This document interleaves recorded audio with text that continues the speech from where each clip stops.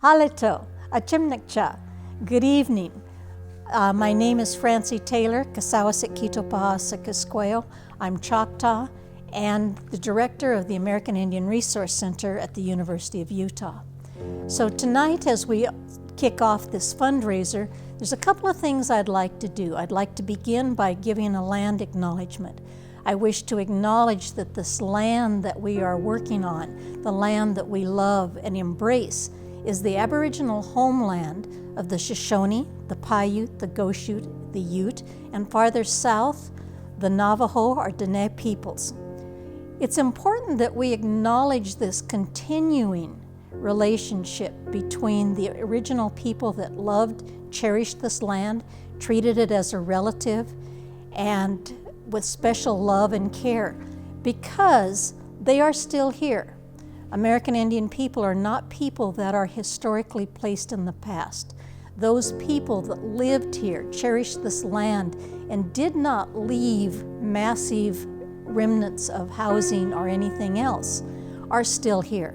They are still apparent, they are still in our communities. And so I seek to honor them and the contributions they have given, the love that they have given this land to preserve it, to cherish it, to honor it over time immemorial. Along with the land acknowledgement, there are several things that I'd like to share with you tonight as a way of a blessing. I do not pray in front of a camera, so I will just tell you some of the things that I would give to you as a blessing. So there are 4 things, 4 R's, that my ancestors have told me to always keep in mind in all the work I do, and I would like to pass those on to you. Those are respect, responsibility, reciprocity, and relevance. So first I would grant you respect, to share with you the respect that I have for this land and for the work you do. I ask you to go with blessings into this work and with the contributions you can give to this extremely important project and job that we are doing. So enter that with respect and honor. Responsibility. We are responsible not only to our ancestors that existed 7 generations before us, but we are even more responsible to offer a better world to our children that will come 7 generations after us. This is a continuing circle. I could not be here today to speak to you and offer my blessing if it were not for the contributions and sacrifices of ancestors 7 generations before me. Reciprocity, that is the key of what we're doing tonight. We are here to give back, to share the bounties that we have, to support and honor this very important project and programs. So reciprocity, give back with your whole heart and take the blessings that it comes with that. Respect, we have to respect what we're doing in others. That is the sole purpose and vision of the work that we're asking you to do and to share with us. And relevance. We know going forward that we walk a difficult path, so please see the relevance of the work that's what is going to be done and do your part. Kick in wherever you can, be it with fundraising or volunteerism. So blessings. I would like to give you the joy of those 4 things that comprise this great place that we live on. Those things that fly above us, those beings that crawl on the earth, the beings that swim, and the beings that walk on 2 legs, such as we are, or walk on 4 legs. So let's show our responsibility, respect, and generosity. And so with that, I give you many blessings for a much more healthy life, a life of peace, of joy, of continuing the good work we do, and embracing all that's around us. If I could give you one gift, it would be empathy, joy, love, and health. I guess that's 4 gifts, but I like to think in 4s. So, Yakoki, Naesh, and thank you for being with us tonight. Hi, my name's Brittany Nystrom, and I'm the Executive Director here at the ACLU of Utah. Thank you for joining us for the 2021 ACLU of Utah Virtual Liberty Dinner. We are so happy to have you with us again this year. We've put together a video to share with you today, highlighting the year in review, all of the achievements that we've managed to win over the past very difficult year. As many of you, we have been working from home, struggling through the pandemic, and also working through a very difficult political situation. We thought we had a lot of work over the past 4 years, but we found an even higher gear this year, and our team has been working full speed ahead. Before we share the video, I wanted to briefly touch on a few of the victories that resonated with me personally and that I think will similarly impress you. First, our legal team was able to secure a significant victory for one of our clients who was racially profiled while driving. Our client was pulled over and accused of driving under the influence, even though multiple roadside tests and later a blood test at the police station completely cleared her of those charges. Despite the charges ultimately being dropped, she had to deal with a whole host of consequences from this racially motivated stop. Her car was impounded, she still had criminal charges for a while, her driver's license was revoked, and she knew that she had been the victim of racial profiling. We took this case and ultimately settled in our client's favor in order to improve the way that law enforcement officers are trained across Utah and to stop similar racial profiling incidents from happening again. Another victory I want to spotlight is all we did to stop bad bills from becoming law during the 2021 legislative session. We worked to hold the line on a number of terrible laws that would have really eroded civil rights and civil liberties here in Utah. We stopped efforts to target our transgender youth. We stopped an effort to make it more difficult to protest, to exercise your First Amendment rights. And we stopped laws that would have restricted even further access to abortion care. We know the year ahead, 2022, will bring many of these same challenges, but we're ready to fight them once again. Finally, last year saw our largest ever voting rights campaign. This was an effort that stretched from Cache County to Washington County to San Juan County and everywhere in between. This campaign really set out to allow Utahns to cast a ballot either in person or through the mail and help people overcome challenges that they faced when trying to vote. We included efforts to correct misinformation online. We dispatched poll watchers to be there on site to answer any questions people had. And we teamed with Election Protection to answer phone calls and email requests from Utahns who were struggling to cast their vote. Those are some of my favorite highlights, but they truly are just highlights. There were many, many more impressive efforts from our entire team over the past year. With that in mind, I hope that you'll enjoy this year in review video. Thank you. Hi, I'm Brittany Nystrom. I'm the Executive Director at the ACLU of Utah. And now that the seasons are changing, it's fall with winter and the new year just around the corner, we figured it'd be a great time to look back at everything that the past 12 months has brought.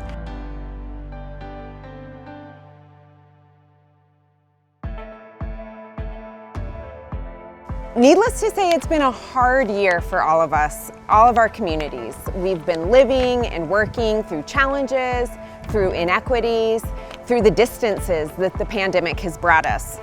But today we're here to celebrate, and we want to talk about the big and the small, the wins and the victories that we've accomplished together, upholding social justice and civil rights here in Utah.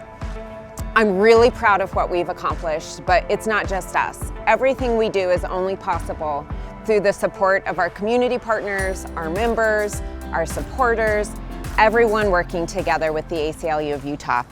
Just in the past year alone, we reached a settlement for a Black woman who was wrongfully charged with a DUI. And with her victory, we hope to change the way that law enforcement agencies train their officers and to improve and deter biased stops. We believe that when the officer saw Miss Miller at the stoplight, there's no reason to follow her other than for the reason that she was Black and driving. I want to show the positive side of this story, and heal from all this trauma. We expanded our organizing and outreach team to include a director of campaigns and an Indigenous Justice coordinator. We hope that this focus on Indigenous justice will bring much needed change to the treatment of Indigenous Utahns. I mean, it's definitely the talk of the town. Even our elders are asking those kinds of questions, you know, when do we vote? Where can we vote? We halted a number of harmful bills in the state legislature. These included efforts to threaten reproductive rights, to target the LGBTQ community, and the right to protest. And we pushed forward huge expansions of civil rights, with more language access for non-English speakers, more rights for juveniles held in police custody, and more review of personal privacy concerns when the government acquires spooky new technology. Let me just give you a recap of what the ACLU did. We were very active during this last legislative session. We reviewed more than 150 bills. We ultimately worked and tracked on about 110 of them. Yeah, so there were two bills. One deals with limiting the ability of transgender youth to have access to medical services, and the second has to do with limiting transgender girls' access to participate in sports. As you mentioned, Jason, both of these bills were being floated in lots of other states, not just in Utah, and we were successful in pushing back against both of these bills. So we have worked on legislation sort of individually trying to target these new technologies. What this bill does is, I think, sort of takes a more proactive stance. It puts together a commission of individuals who will be tasked with thinking about the ways in which Utahns' privacy could be violated by emerging technologies. Thousands of Utahns are sent back to prison for these minor violations and end up costing taxpayers and end up derailing their lives even more. So this bill targets that and tries to make the system of community supervision more of a sort of an off-ramp to prison instead of an on-ramp. Is that right? It's not only looking at when people are having struggles or making simple mistakes, but also looks at when people are succeeding. Can you kind of talk about what the passage of this bill means to you? Well, for me, it means a lot because it's a spoke in the wheel. You know, we're working to do something about mass incarceration and also sending people back to prison for not committing crimes, but, you know, having addiction problems, having mental health problems. The pandemic has really affected everyone, but as we have seen during the pandemic, marginalized communities have been hardest hit. We've heard a lot of complaints about long delays. They are reliant on the prison to provide their medical care.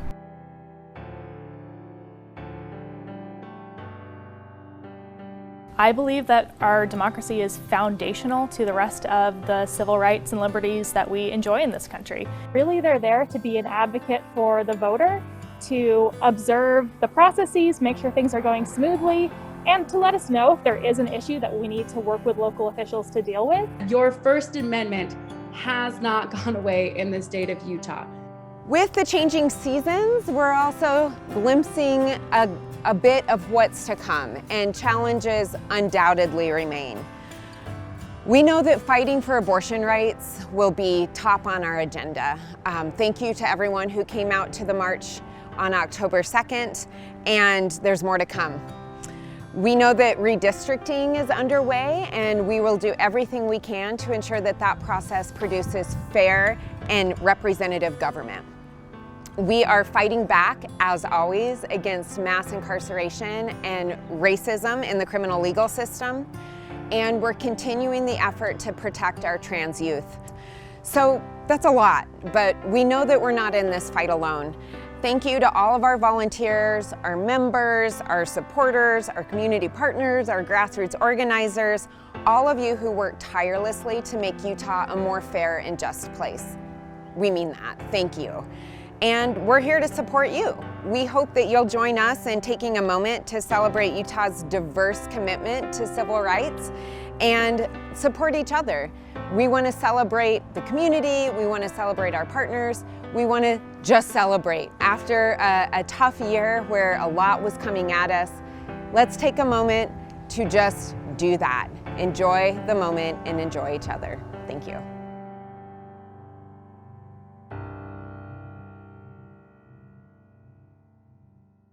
I'm Nasser Khan. The reason I joined ACLU board, it was very close and passionate to me because my faith was attacked or was being attacked by the previous administration. So I had a choice: either we can sit and get frustrated about it, or do something about it. So I looked up ACLU, and I believe in the good work ACLU is doing. So I reached out to a couple other board members, the management team, and here I am. I've been serving in the board for a little over 2 years now. I'm so excited and happy to learn about our civil liberties, and also I can contribute a lot. So that's what brought me to ACLU. I'm excited to share with you the schedule for this evening, introduce our wonderful speakers joining us virtually tonight. First up, we have Renee and Joe Ingalls speaking about the importance of disability rights and the work they do to further these rights through Culture City. Afterwards, we are excited to hear a beautiful poem from artist Dula and founding member of Black Lives Matter Salt Lake City, Ashley Finley. Lastly, we have an exciting discussion with Lizzie Watson from ACLU's Reproductive Freedom Project and Valentina Defects, staff attorney for the ACLU of Utah. So without further ado, take it away, Renee and Joe. I'm so honored today to be joined by Utah Jazz star Joe Ingalls and Olympic bronze medalist, and Renee Ingalls, world-renowned Australian netball player. This wonderful couple has dedicated their time and talent to uplift and support individuals with disabilities.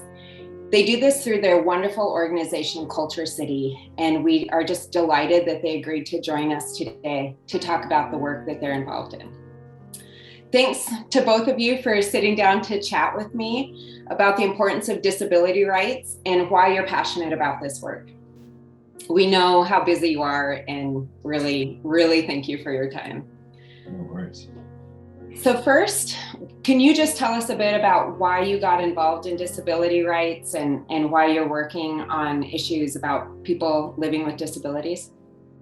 Hi, thank you so much for having us a part of this. We feel special and honored that we can chat to you, especially on this platform. So thank you so much for having us. I think for us, we've always known, we've known each other now 12, 13 years. And from the moment we met, we knew somehow we wanted to give back to the community, at the time, to the country in Australia, or, globally. Why wouldn't we go global? Go big or go home, hey? But we just didn't know what that was going to look like for us. We knew that hopefully it was going to involve kids and giving back, but we really just didn't know what our purpose was. And then 2.5 years ago, our son Jacob was diagnosed with autism and a sensory processing disorder. And I think for us, it really just hit home, celebrating people as people, not people as their abilities or disabilities or color of their skin or intellectual ability, whatever it is. There's a whole long list, that it's about the person and the human being, not what they can or can't do. So I think that is what spurred us originally to get into the space that we had. Did we think that we would be able to have the impact that we've had in the short amount of time that we've been doing it? No, but we are so passionate and so driven and don't feel like we've done enough. So, we love what we do, and we love it because we want to live in a more inclusive, accepting, understanding world, and we want our kids to grow up in a world like that. So what more motivation or passion do you really need in that space? That's amazing. Thank you. Can you tell us, for those of us who aren't as familiar with the goals and the mission of Culture City, can you tell us a little bit about what specifically you've been able to accomplish and what you're still working towards?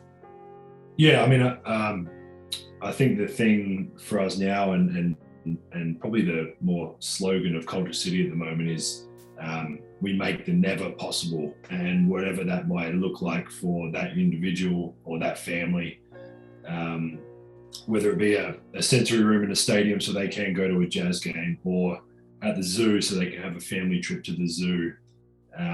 More recently, there was an incident here in Utah with a police shooting an autistic child or teenager. And for us, that's so foreign, I think, being from Australia as well, as this whole guns and all of that. And just felt like with Culture City, we could make a difference or try and make a difference in that space as well. And being a smaller place, Utah, and being able to reach out to the mayor and being able to reach out to the chief of the police, we quickly got on board with them, and they were so good at it, I guess, accepting my call and my probably demand more than request, and getting every first responder, so police, ambulance, fire trucks or firemen and women, 911 calls, anyone that's in that first responders category, and getting them trained. And we probably, even at the time of doing it, I think they're about or just about 100% trained now for everyone here.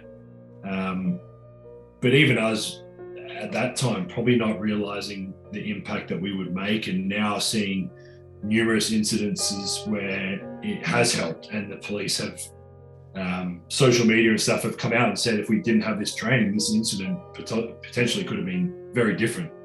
And obviously that with Jacob in mind was, imagine if that was Jacob at 13 doing whatever, playing with his friends, and an incident happens and they don't know how to do it. So those type of things are the reason we do what we do, and the passion that comes behind it. And I think the first time, for me anyway, it definitely hit home when a few weeks ago at the Culture City Ball, and the police chief was standing up there and basically said that if we hadn't come to them, they wouldn't have done this training. And that feels like, for us, like we've actually made a difference. Like, this is actually genuinely helping families' kids. So yeah, they're a bit of the reasons why, and some of the things we've done. There's a sensory room at Vivint Arena now, which there never was.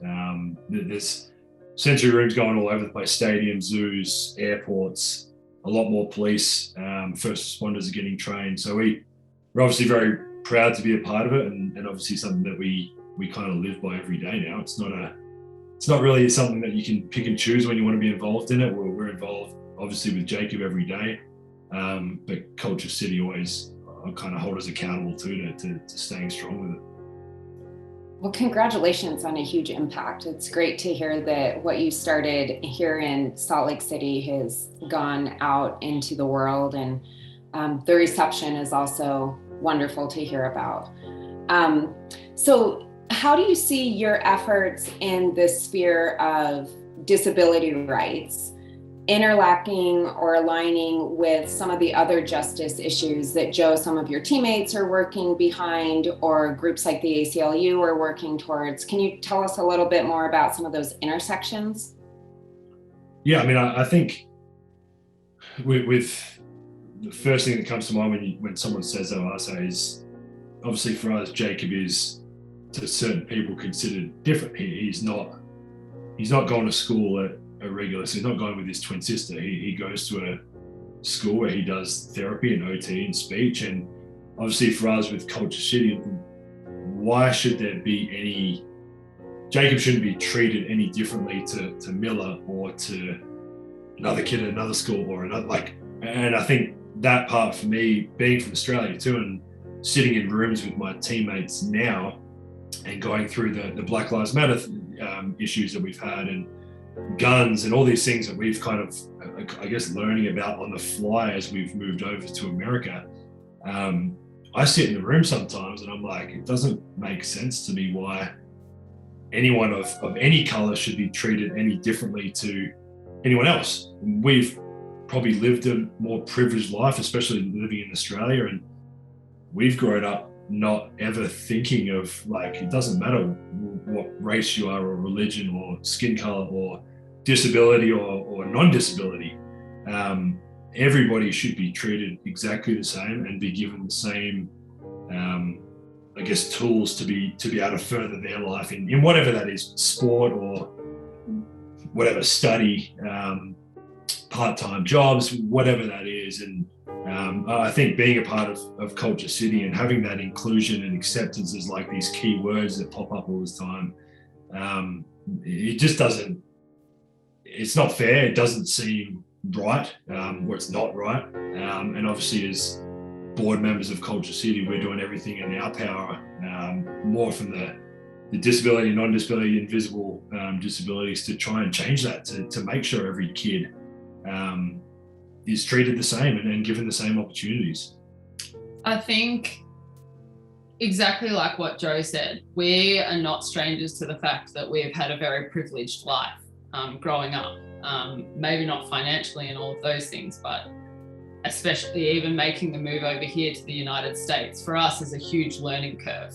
There is issues and racial conversations and things that we haven't had to have as children or teenagers or even adults in our careers until really coming over here. But that's why we feel, being in a privileged position that we are in, and also having a platform that we have now, that there is a real opportunity to give back in that space. And we're not strangers to the fact that we are learning on the fly. There is stuff that we don't know, but there are important questions to be asked, important questions that we don't necessarily have the answers to. But at the end of the day, in any question that we answer, whether that is correctly or incorrectly or in the work that we do, is that when Joe runs out onto that basketball court, it's with his teammates. It's not with white players or black players, or, you know, that's not how they're viewed. It is, basketball is running out there, and there's a bigger world out there that we hope can learn that message, hopefully through sport, hopefully through the privileged platforms that we have and voice that we do have. And we're not silly. We know that we're not going to, you know, change laws or make a huge impact on politics ourselves. But if we can change an experience for one person, whether that be the color of their skin or their invisible disability or difference, whatever that is, then we are willing to obviously get our hands dirty and do that work and learn on the fly. And I think that's what's most important for us, and especially for our kids on this learning curve as well. Thank you for opening up with us and for all of the work that you are obviously so passionate about. It's really an honor to be able to see our communities improving because of the work of Culture City. And as you said, Renee, those conversations starting to happen. And we hope that we can continue partnering together going forward. Thank you so much for having us. Thank you. Hello, my name is Ashley Finley. Locally, I am known as an activist for reproductive justice and racial justice issues, and also a birth worker and doula, hopefully a student midwife to come soon. I'm so excited to be able to share this piece with you because I think there's a lot of power in speaking about generational healing and generational trauma. This poem is called A Prayer in 3 Parts, and I wrote it as a prayer because I think that it's really important to speak the future that we want and the future that we need. And so in this poem, in the second prayer, in the second part of the prayer, I mention 2 women, Breonna Taylor and a woman named Toyin. And these women are very close to my heart because in a lot of ways I feel that I take a lot of personal responsibility, but I think as a society, we failed these 2 specific women who really we're just trying to live, right? Like Breonna Taylor was a Black woman who spent her days saving lives and was killed in her safe space, in her own home. And Toyin was a young Black Lives Matter activist who was kidnapped, raped, and murdered. And the really tragic thing about Toyin is that she live tweeted her own assault and her own kidnapping. And so I guess the wound there is that like she was not rescued even though she was asking for help, but also that overall she was not like as widely talked about, and her name was not spoken as much. So I think it's really important that I venerate them and venerate them as ancestors and people who have crossed over in this very tragic way, but also people who brought about change in through the tragedy. So here's the poem, A Prayer in 3 Parts. Come celebrate with me that every day something has tried to kill me and has failed. Lucille Clifton. The fruit bursts between my teeth. The juice trickles from my lips to my chin, dropping to my chest, deep red, as if there is a bullet wound, but there is no pain. My mother, 80 years old and gentler than she was in her previous years, looks at the moment on my chest, touches her own scar in that same place, and asks if I am okay. I do not know how to answer her, but I say, I am okay, Mommy, anyway. And I want her to believe me. I talk to Breonna and Toyin every single day. We shared the same skin, the same sturdy bones, the same love for our mothers, all of us named by our ancestors and made sacred in one way or another. In this realm, we did not know each other, but as they have crossed into the next, we are sisters.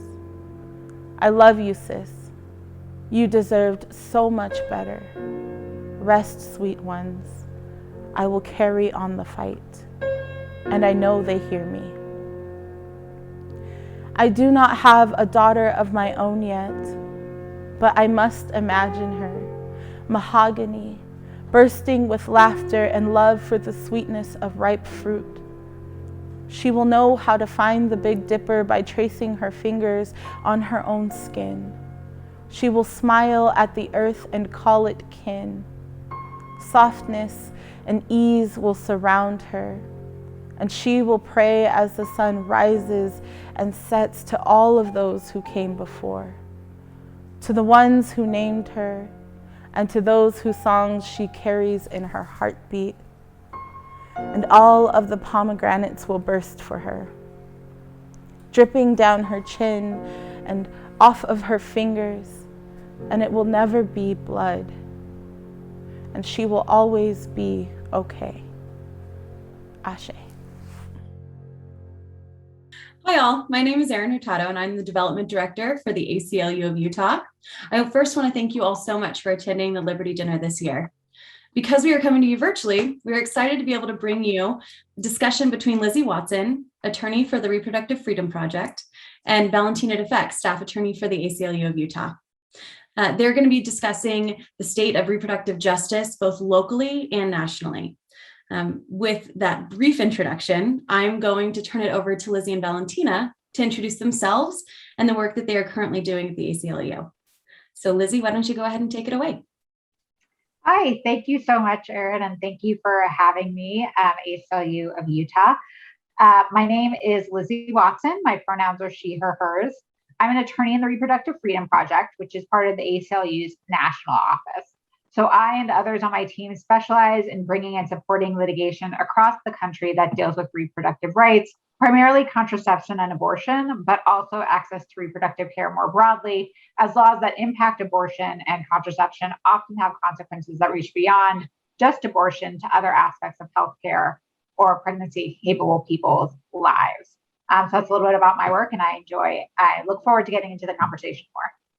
Hi, I'm Valentina Defect, staff attorney at the ACLU of Utah. In addition to impact litigation, the ACLU of Utah runs the Utah Judicial Bypass Project.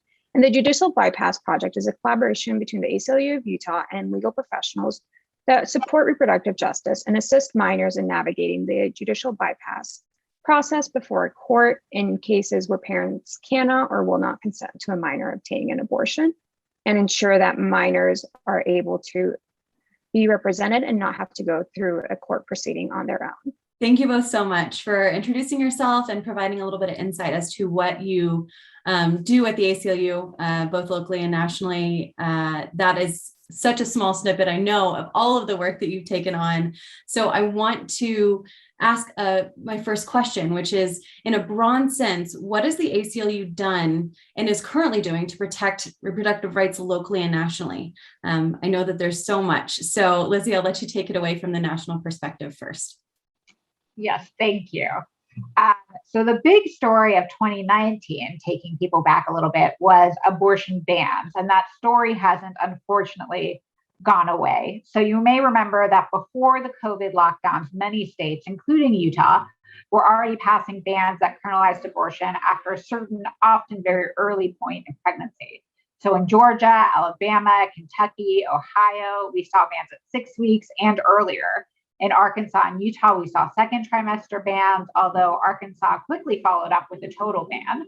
In Missouri, they cleverly tried a nestled ban approach where they banned abortion at 6 weeks and 8 weeks and 12 weeks, up to 20 weeks, with the idea that if the lowest rung was found unconstitutional, the one above it might survive constitutional scrutiny.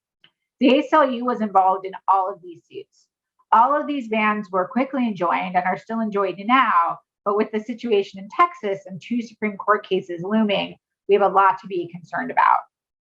In addition to the ban starting at certain points in pregnancy, we've also seen what we call trigger bans in some states. In states with that type of law in the books, once a ban is upheld anywhere in the country, a ban in that state will be effective, a ban in a state that has a trigger ban. Then in addition to that, we also have bans and restrictions on certain methods of abortion, like medication abortion or procedural abortion, bans based on a person's reason for seeking care, restrictions making it more difficult to get an abortion, either by limiting the number of people who can provide abortion through things like unnecessary requirements on physicians or facilities, like admitting privileges requirements or hospital facility requirements, or by making it more difficult for the patient themselves to access abortion, and making the patient jump through unnecessary hoops like waiting periods or biased counseling, things that make abortion harder to access from the patient's end. Then in early 2020, we saw a wave of COVID-related bans. So obviously the whole country had to adjust to COVID, but some states were taking that opportunity to target abortion care specifically. Fortunately, we were able to reach compromises in most places, but had it not been for litigation, things could have been much worse for abortion access over the past couple of years. We also saw one major victory during COVID with increased access and awareness to medication abortion. People were able to safely access medication abortion from their homes using telemedicine. That is something that we sincerely hope and have good reason to believe will continue post-pandemic. So generally, we are pretty successful in getting bans and restrictions enjoined so that they're not causing harm. But courts, including the Supreme Courts, are definitely getting more hostile. There are hostile judges at every level of the federal judiciary, which means it will be harder to count on lower courts to protect the right going forward, which is something we can talk about more in a little bit. Thank you, Lizzie. And I think, Erin, as Lizzie just shared, Utah was not immune to these bans across the country. In March 2019, despite repeated warnings that it was going to be unconstitutional and that it blatantly ignored Supreme Court precedent, Utah's legislature passed and then Governor Herbert signed HB 136, an 18-week abortion ban, into law. By April 2019, we were in court alongside Planned Parenthood Association of Utah seeking a preliminary injunction to prevent the state from enforcing HB 136. Presently, there's an injunction in place in Planned Parenthood of Association of Utah v. Minor, which has blocked the enforcement of HB 136 pending the duration of this lawsuit. While we were able to successfully stop the enforcement of the law, the court hasn't yet ruled on whether the 18-week ban is unconstitutional. And part of this is because, as Lizzie just shared, there are Supreme Court cases happening. And so this case has been put in, a stay has been issued, so it's been placed on hold. And so what that means is that in 2019, the court put it on hold to wait for the Supreme Court to resolve a particular case. And then when Dobbs, the Supreme Court, granted cert on it, the district court decided that it didn't want to rule on the constitutionality of this case until the Supreme Court had ruled in Dobbs. And so right now, the injunction remains in place. Abortion care has not changed in Utah. Nothing has changed about access to abortion for individuals before HB 136 was signed into law. But the moment that the Supreme Court rules in Dobbs, we may have an impact on the rights of Utahns' ability to access abortion. Thank you so much for sharing about a little bit about the successes at the national level. Valentina, do we have any successes that you'd like to share at the local Utah level regarding abortion access? Yeah, so as I shared, we were able to obtain an injunction and block the enforcement of HB 136, but this is not the first time we've litigated in Utah over abortion. In 1991, the ACLU was in court alongside Planned Parenthood and the Center for Reproductive Law and Policy to invalidate a Utah law that banned nearly all abortions in a case known as Jane L. And that was a very lengthy fight. And so ultimately, after suing, they were able to stop the law from taking into effect.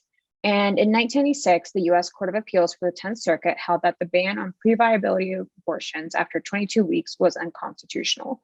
The battle over the 1991 law finally ended in 1997 when the Supreme Court refused to hear the state of Utah's appeal. And so Jane L still remains good law in the 10th Circuit, and that's what protects Utahns' rights to access abortion. And it was actually because of Jane L that we were able to successfully secure a preliminary injunction blocking HB 136 in 2019. Great. Thank you so much for sharing, Valentina. I think the next question is for you, Lizzie. What do you see happening over the next year at the legislative level? There's a lot of things to unpack here, so I'll let you take it away. Sure, thank you. So I want to comment on something Valentina said, because it's true in Utah and it's true across the country that a lot of cases are on pause right now as we await word from the Supreme Court. So most of our cases are on pause right now as we wait for word from the Supreme Court, and all eyes are on the Supreme Court. So as you probably know, Texas passed a ban on abortion at 6 weeks and delegated enforcement of that ban to any member of the public. So basically, there's a $10,000 bounty out there for anyone that can show that a provider in Texas provided care after 6 weeks, or that anyone helped anyone else in the state obtain abortion after 6 weeks. The ACLU, along with others representing Texas abortion providers, brought suit for emergency relief to enjoin the law before it went into effect on September 1st. That suit went all the way up to the Supreme Court, and the Supreme Court allowed that law to go into effect, saying that the unique enforcement mechanism of the law made it such that it should be able to go into effect without the Supreme Court interfering. After that, the Department of Justice brought a suit against the state of Texas, also seeking emergency relief. Thus far, that suit has also not been successful in getting relief. The Supreme Court has agreed to review this case again. So we're recording this on Wednesday, October 27th. The briefing for that case closes Friday, and the case will be heard on Monday, November 1st. It's hard to know if we will see a quick decision here. The briefing is definitely expedited, and the people of Texas are clearly suffering. So that indicates that maybe the Supreme Court will interfere and put a stop to this. Another issue on the court's mind with this case may be that other states are watching this unfold and may be considering their own ban with the same enforcement mechanism as Texas. Some state legislatures are already considering or planning to consider such bills in their next session. In addition to the Texas law, the court will also hear a 15-week ban case on December 1st. This case went up on the traditional timeline, and the ban is currently enjoined, but the court is considering the question of whether all pre-viability abortion bans are unconstitutional. The Supreme Court, dating back to Roe v. Wade, clearly holds that the state cannot ban abortion before viability. Viability is a point in pregnancy where the fetus could survive outside of the pregnant person with or without medical assistance. That's about 24 weeks. To uphold the Mississippi ban or create a path for the Mississippi ban to be upheld, the Supreme Court would have to disregard that precedent. We know from just the past few years that states are more willing to ban abortion entirely if given the opportunity. With the Texas and the Mississippi cases, the court can either make clear that such actions are unconstitutional, or they could invite states to continue their attacks on reproductive freedom. So I think what we see at state legislatures is going to be very dependent on what happens just in the next couple of months at the Supreme Court. And I just want to flag that another really troubling aspect of all of this is that in addition to the immense harm that these bans cause, the Supreme Court would have to upend nearly 50 years of precedent to allow either of these laws to remain in effect. The right to abortion is, in fact, a right. So even looking at the issue from a more academic perspective, upholding these laws would be bad for our democracy and our legal system. Our rights are supposed to be our most esteemed values. What does it mean for our future if they can be taken away so unceremoniously? So the rule of law and the value of precedent is also at stake with these two cases. The right to abortion was recognized for a reason. We want childbearing people, who are largely women, to be able to maintain their bodily autonomy and have control over their own lives and future. That is what the right to abortion does, and that's why it's so important that we fight for it. Thank you so much for sharing, Lizzie. I appreciate that deep dive. There's so many things that are unknown right now. And so providing that timeline, I'm sure, is helpful for all people watching right now. And that means that by the time this event actually happens and people are watching, there might be more information. But we are recording on October 27th. So we will see what happens. And as supporters of the ACLU, we'll keep you updated as we learn more. With that, I'm going to let Valentina answer the final question. What can supporters and community members do to help protect reproductive rights? Thanks, Erin. And so, I think as Lizzie shared, all eyes right now are at the Supreme Court, but that doesn't mean that individuals on the ground can't help. And so state legislatures matter. It's clear that what the legislature does is going to matter to individuals. And so for our supporters that are interested in getting involved, we invite them to sign up for our ACLU of Utah action alerts, where they can stay in the loop on what's happening from the state capitol to the courtroom on civil rights and civil liberties issues throughout Utah. They can also call their state representatives and let them know that this is an issue that matters to you. Our legislative session begins in January, and it's never too early to let them know that this is something that you support and that abortion is a right that you want them to continue protecting. If you'd like to support our legislative or legal work, feel free to go to our website at acluutah.org and click the donate button. We couldn't do our work without supporters like you. Thank you both for joining us today and sharing your insights on this important topic. We appreciate you spending your time with us this afternoon, and thanks to all of you attending the event today. We appreciate you supporting our work and advocating for these rights for all you Utahns throughout the state. If you have any questions or anything about reproductive rights, feel free to reach out to us. We want to provide our insights to you and answer any questions you may have. And with that, I'll turn it over to our next speaker. Ayakwi Nikna Joe Draper. I'm a member of the Yurok tribe, and I'm also the board president of the ACLU of Utah. Thank you so much for taking time out of your evening to spend time with us and learning more about the ACLU of Utah and the good work that we're doing. If you're anything like me, you became interested in the work of the ACLU because of the good work that the ACLU does on a national level to protect the civil liberties of people who are in need, whether they're immigrants or LGBTQ individuals, women, Muslims, people who need their First Amendment rights protected. But I hope that you have come to understand that all of those problems that we come to, that move us on the national level are also problems that we experience here in the state of Utah. And the work of the staff and the members of the ACLU of Utah are very much motivated to do good around those problems. And that has motivated me to engage in doing this work for the ACLU of Utah.